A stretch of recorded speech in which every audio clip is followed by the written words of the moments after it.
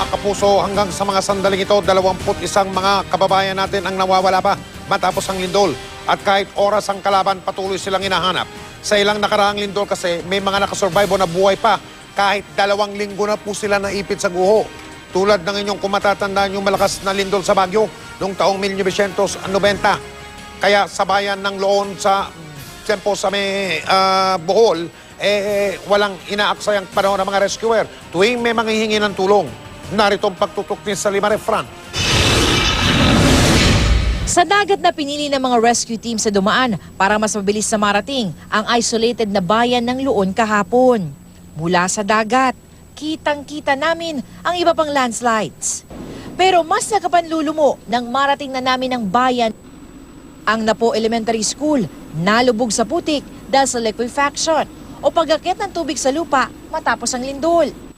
Saan ka man tumingin, kabi-kabila ang mga guho. Halos lahat ng bahay dito, wasak.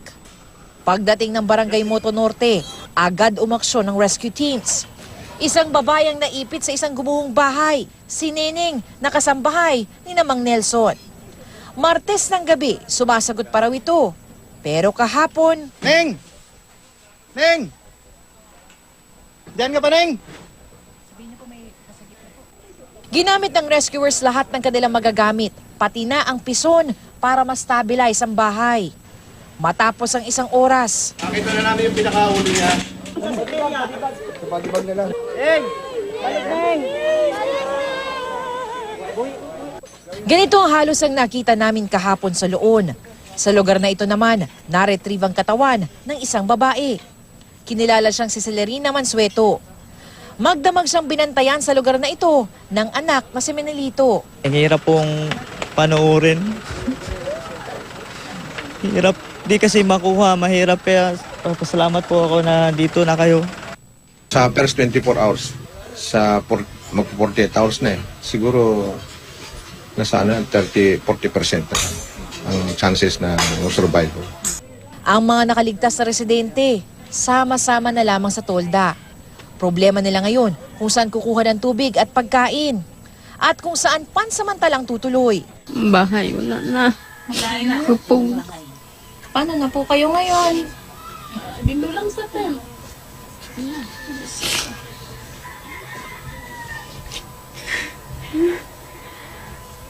May TV kami dito.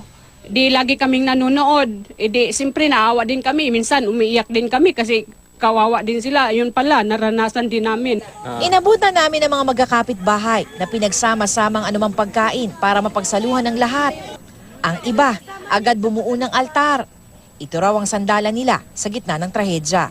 Para matulungan po tayo sa ating Panginoon, para dinggin niya po ang lahat ng panalangin natin. Ang mga residenteng ito naman, matyagang nag-intay sa pier para sa ayudang tubig. Gamit ang speedboat at jet skis, nag-abot ng galong-galong tubig ang ilang nagmamalasakit. Ang Congressman Natalio Castillo Hospital halos gumuho na sa tindi ng pinsala. Wala nang makita sa ER, delivery room at pedia ward ng ospital. Dahil dito, sa labas na lang ginagamot ang may 100 pasyente. Tinitiis nilang mainit na sikat ng araw at singaw ng lupa. Nagamit lamang ang karton at banig bilang higaan. Ang 3 taong gulang na si Kisha, walang tigil sa kakaiyak. Nabagsakan siya ng hollow blocks at nabali ang kaliwang paa dahil sa kakulangan ng gamit. Palapa ng saging na lang ang ginamit na benda. Si Lola Eugenia halatang hirap na hirap. Nabagsakan din siya ng pader. Hindi na makatayo at masyadong makagalaw matapos ang lindol. Ang kanyang anak nasugatan din at di makatayo. Lubos ang pag-aalala sa ina. Hindi ako mapasok. Sana mapapaibig buhay niya. Nasa 30 pasyente ang kinakailangan ng ilipat sa mas malalaki at mas maayos na ospital sa labas ng bayan. Dahil nga sa sobrang hirap ng kondisyon ng mga pasyente sa bayan ng Loon, kahit gabi, napipilitan na kami mag-medical evacuation. Sakay kami ngayon ng Philippine Coast Guard vessel. At dito sa aming likuran, meron kaming hatak-hatak na speedboat. Sakay niyan ang 4 na pasyenteng lubos na nangangailangan ng medical attention. Sa ngayon, nakikipag-ugnayan na kami doon nga sa mga ambulansya sa Tagbilaran City para madala na ang mga pasyenteng ito sa ospital. Pagdating ng pier, naghihintay na mga ambulansya. Agad silang dinala sa mga ospital sa Tagbilaran. Mula rito sa Bohol, sa Lima Refran, nakatutok 24 oras.